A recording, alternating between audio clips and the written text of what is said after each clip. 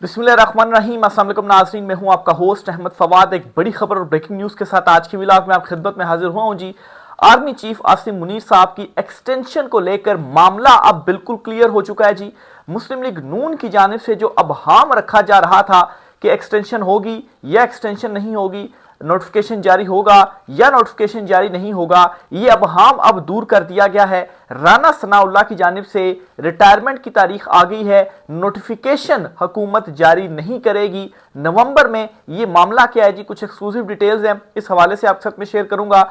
दूसरी बड़ी breaking news आपके साथ ये शेयर करनी है कि इमरान खान साहब की रिहाई के लिए अब बाकायदा तौर पर अमेरिका से जो मुतालबा है वो भी सामने आ गया है। इस पर भी कुछ तफसीलात है जी, वो भी आपके साथ में शेयर करूंगा। वाजे करता चलूं कि अमेरिका की जानिब से कुछ डिमांड्स थी, कुछ डिलीवर करने का कहा जा रहा था मौजूदा रजीम से, लेकिन वो डिलीवरेंस अभी तक नहीं हो पा रही थी। और इसके बाद अब बाकायदा तौर पर ये जो मुतालबा है जी वो सामने आ गया है। इन दिनों शहबाज शरीफ जो कि वज़ीर-ए-आज़म हैं और आर्मी चीफ आसिम मुनीर साहब दोनों जो हैं वो चीन के दौरे पर हैं। वहाँ पर जो उनकी 80 ईयर्स का उनका एक सेलिब्रेशन है, जो वर्ल्ड वार 2 वो समझते हैं कि उन्होंने जीती थी, तो उसकी जो सेलिब्रेशन है जी वो मनाई जा रही है। और इस सेलिब्रेशन में शहबाज शरीफ और आर्मी चीफ साहब जो हैं वो दोनों मौजूद हैं। बहरहाल इसको भी मैं समझता हूँ कि वहाँ पर कुछ जो तस्वीरें आई हैं वो ज़रा काफ़ी शॉकिंग होंगी अमेरिका के लिए भी।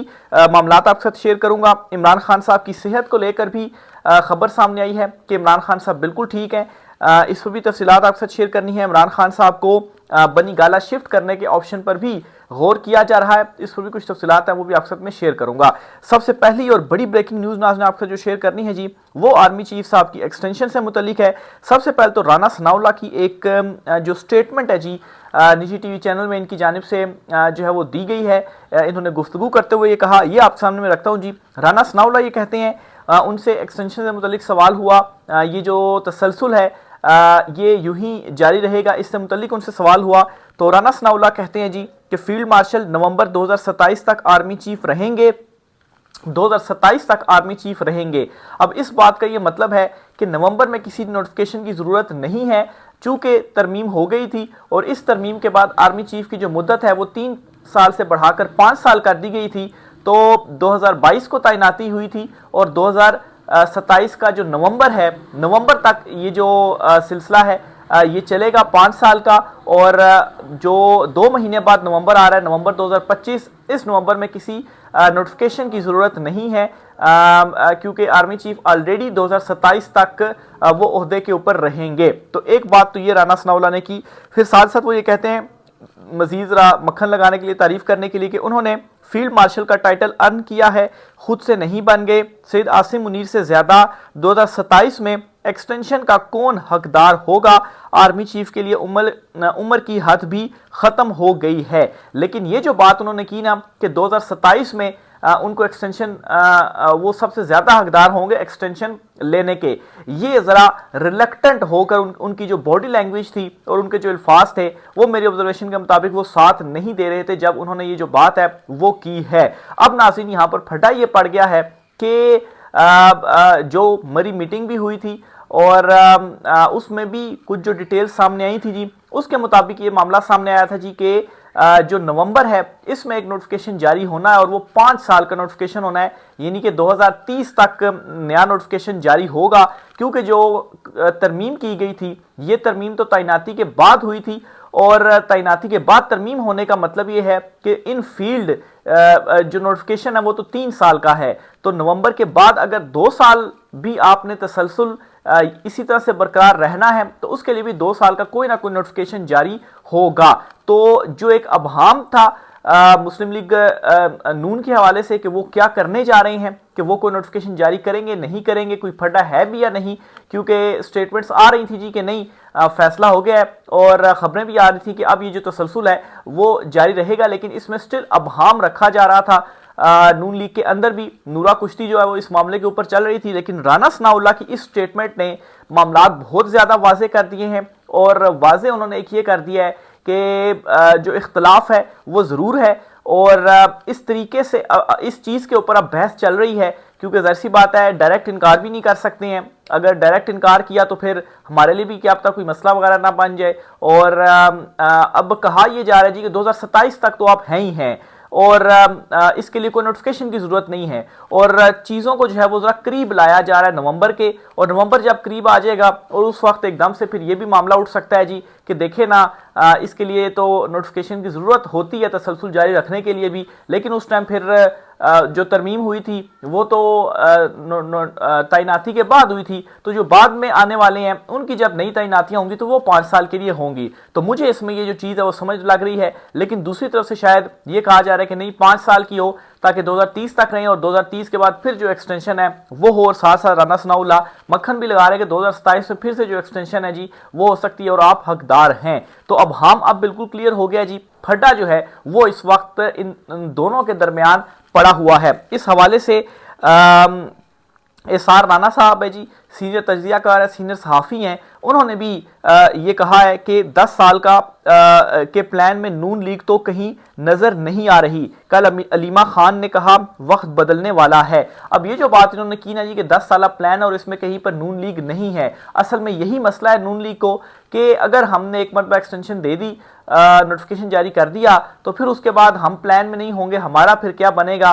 ये ना हो हमारा साफ करके अवाम में जो है वो अपनी जो इमेज बिल्डिंग है वो दोबारा से की जाए, तो फिर हमारा क्या बनेगा, हमें भी कोई जो गारंटी है वो चाहिए। तो इसलिए जी डायरेक्ट तो इनकार नहीं कर सकते, लेकिन क्या है जी फंसाने के लिए मामलात को चले जी 2027 तक हो जाए, 2027 में होगा जी चलो हम भी 2027 तक रहेंगे, मामलात जो हैं वो चलते रहेंगे। और अगर हमने ज़्यादा लंबा दे दिया, 5 साल का कर दिया, तो उसमें होगा कि अगर हमें साइड पर किया भी जाता है तो मतलब है कि 5 साल का वक्त एनफ होता है कि किसी और को हमारी जगह पर लाकर बिठाया जा सके। अगर हम 2 साल का देंगे तो 2 साल में ये होगा कि अगर हमें साइड पर किया भी जाता है तो 2 साल के बाद फिर कोई जो नए आएंगे उनके पास इतना ज़्यादा टाइम नहीं होगा कि मज़ीद कोई 2032 तक जो मामलात हैं वो चला सकें। तो ये असल में चीज़ों को जो है वो फंसाने की इस वक्त जो कोशिश है मैं समझता हूँ जी कि वो की जा रही है। मज़ीद साराना साहब कहते हैं जी कि अलीमा खान साहबा ने भी कहा कि वक्त बदलने वाला है, वो हवा में तो बात नहीं कर रही।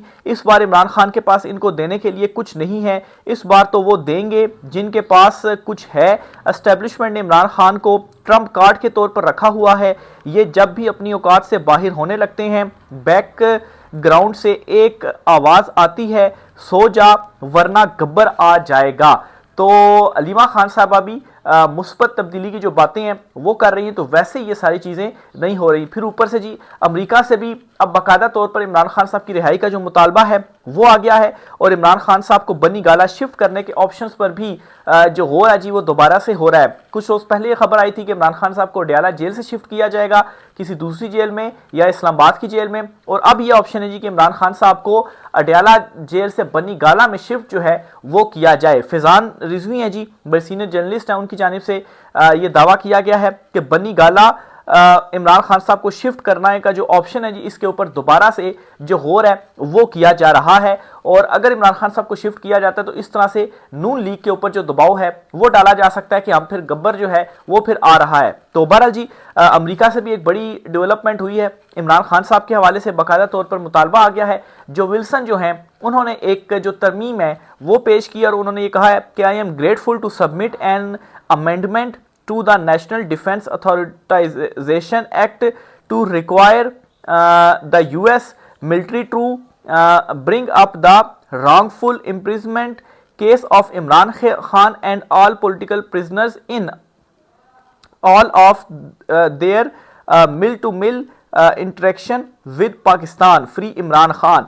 तो वो जी एक अमेंडमेंट लेकर आ रहे हैं और इसमें क्या होगा, इमरान खान साहब का मुद्दा उठाया जाएगा और इमरान खान साहब और सिर्फ इमरान खान साहब नहीं बल्कि जो दीगर पॉलिटिकल प्रिजनर्स हैं जी उनकी भी रिहाई का जो मुतालबा है वो किया जाएगा। अब सितंबर का महीना शुरू हो गया और जो अमेरिका की पार्लियामेंट है वहाँ पर भी जो एक्टिविटीज़ हैं वो आहिस्ता आहिस्ता दोबारा से शुरू हो चुकी हैं क्योंकि छुट्टियां चल रही थी। छुट्टियों में फिर ज़ाहिर सी बात है कमेटीज़ वगैरह भी एक्टिव नहीं होती, तो वो जो पाकिस्तान डेमोक्रेसी एक्ट था वो भी कमेटी में था, उसके ऊपर भी वो भी एक मरतबा फिर से मामला एक्टिव होगा और सितंबर में ही ये ख्याल किया जा रहा है कि कोई बड़ी जो डेवलपमेंट है उस बिल के रिलेटेड भी वो हो सकती है, क्योंकि 6 महीने का टाइम होता है, सितंबर नहीं तो अक्टूबर में। और फिर ऊपर से एक और ये जो अमेंडमेंट है जी, वो भी जो विल्सन की जानिब से लाई गई है। ऊपर से ये जो दौरा चीन किया गया है, जिसमें उनकी वो सेलिब्रेशन वाली तकरीब थी, इसमें एक तस्वीर सामने आ रही है जिसमें जो है वो जो सदर हैं, चीनी सदर हैं, फिर उनके साथ रूसी सदर हैं, और उनके साथ जो नॉर्थ कोरिया के सदर हैं या उधर के जो डिक्टेटर हैं वो साथ हैं, और उसके साथ शहबाज शरीफ हैं। तो इस तस्वीर से जी बहुत सारे लोगों का ये ख्याल है कि अमेरिका काफ़ी ज़्यादा तपेगा।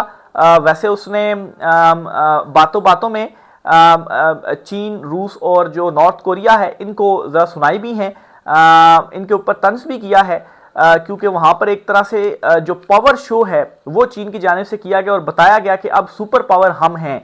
और जाहिर सी बात है, बोल कर तो नहीं कहा गया, लेकिन एक्ट इस किस्म के किए गए। अब वो जो एक तस्वीर आई है सोशल मीडिया के ऊपर वायरल भी है, काफ़ी आपने भी शायद देखी होगी, और उस तस्वीर में शहबाज शरीफ भी जो है वो मौजूद है, जिसको हमारे यहाँ जो पटवारी जी बड़े उछाल भी रहे हैं जी कि देखे शहबाज शरीफ की इन तीनों के साथ जो तस्वीर है वो मौजूद है। हालांकि वो तस्वीर किस तरीके से आई, जब वो सीढ़ियाँ चढ़ रहे थे तो वो कोने पर थे, कहीं शहबाज शरीफ तो वो भागते भागते कहते हैं जी कि आगे और फ्रंट पर आके और वहाँ पर उनकी तस्वीर होगी। फिर उसके बाद आप देखें किसी भी फुटेज या तस्वीर के अंदर शहबाज शरीफ आपको कहीं पर नज़र नहीं आएंगे, ढूंढने से भी नज़र नहीं आ रहे। बहरहाल जी, अब ये तस्वीर क्यों अमेरिका को चुभ रही है, और आप देखेंगे कि जब इमरान खान साहब ने रूस का दौरा किया था तो उस वक्त भी अदम एतमाद वाली सारी जो कहानी थी वो कहाँ से चली थी, वो भी अमेरिका से चली थी, और फिर वो साइफर वाला भी जो मामला था वो भी सबके सामने था। तो अब ये जो एक तस्वीर सामने आई है जी, इसके ऊपर अमेरिका ने हल्के फुल्के अंदाज में ट्रंप की जानिब से जो रिएक्ट है जी वो कर दिया गया है। और मैं ये समझ रहा हूँ कि इस तस्वीर के बाद अब ये जो मौजूदा हमारी रजीम है, इनकी भी जो बारी है वो आने जा रही है, क्योंकि इनसे कुछ डिमांड्स वगैरह की गई थी कि मादनियात से रिलेटेड, लेकिन अभी तक वो डिमांड्स जो हैं वो पूरी नहीं की जा रही। और ज़ाहिर सी बात है मादनियात की किस तरीके से की जाएंगी, केपी में बिल है और हालात ऑलरेडी जो है वो फंसे हुए हैं। तो बुरे दिन इस रजीम के शुरू हो चुके हैं। देखें अब अमेरिका से क्या इसके ऊपर जो बड़ी डेवलपमेंट है वो सामने आती है। बहरहाल जी, एक्सटेंशन के मामले को लेकर और बाकी डेवलपमेंट्स के हवाले से एक तो सितंबर बहुत ज़्यादा इंपॉर्टेंट है, फिर नवंबर, अक्टूबर और नवंबर तो उससे भी ज़्यादा इंपॉर्टेंट है। आगे चलते हुए सुप्रीम कोर्ट ऑफ पाकिस्तान से भी एक खबर आपके साथ शेयर करता चलूँ जी। तहरीक तहफ़्फ़ुज़ आइन के जो रहनुमा हैं मुस्तफ़ा नवाज खोखर साहब, उन्होंने सुप्रीम कोर्ट ऑफ पाकिस्तान में एक दरख्वास्त दायर कर दी है। दरख्वास्त में 26वीं तरमीम के हवाले से कि फुल कोर्ट जो है वो तश्कील दिया जाए। दरख्वास्त में प्रैक्टिस एंड प्रोसीजर के 31 अक्टूबर के अक्सरियती फैसले पर अमल दरामद की इस्तदा की गई है। कमेटी के फैसले पर अमल दरामद ना करने के हवाले से इंतजामी फैसले को कलअदम करार दिया जाए। माफ़ कीजिएगा। प्रैक्टिस एंड प्रोसीजर कमेटी ने 31 अक्टूबर को 26वीं तरमीम पर फुल कोर्ट तश्कील देने का फैसला किया था। प्रैक्टिस एंड प्रोसीजर कमेटी के फैसले पर अमल दरामद करने की पाबंद है supreme court. Practice and procedure act में होने वाली तरामीम और तब्दीलियां आइन और कानून से मुताबिकत नहीं रखती। प्रैक्टिस एंड प्रोसीजर एक्ट के सेक्शन 2 के मुताबिक फुल कोर्ट तश्कील का फैसला कानून के मुताबिक है। रजिस्ट्रार या कोई और अथॉरिटी कमेटी के फैसले को ख़त्म नहीं कर सकती। कमेटी फैसले पर चीफ जस्टिस की वजाहत अमल दरामद ना करने की कोई कानूनी हैसियत नहीं रखती। अच्छा, प्रैक्टिस एंड प्रोसीजर ये जो एक्ट है ना जी, इससे मुतलिक जो कमेटी थी ना सुप्रीम कोर्ट की, जिसमें जस्टिस मंसूर अली शाह, जस्टिस मुनीब अख्तर और जस्टिस चीफ जस्टिस आफरीदी साहब, ये 3 थे। इसमें 2 जजेस ने अक्सर से ये फैसला कर दिया था कि फुल कोर्ट बनाया जाए, लेकिन चीफ जस्टिस साहब ने बाद में जी एक वजाहत उनकी सामने आई थी जी कि मैंने दीगर जजेस से पूछा, वो इस हक में नहीं थे कि फुल कोर्ट बनाया जाए, इसलिए मैंने फुल कोर्ट बनाया ही नहीं। तो अब ये कोई इस तरह से कानून नहीं है कि इस तरह से चीफ जस्टिस कर सके।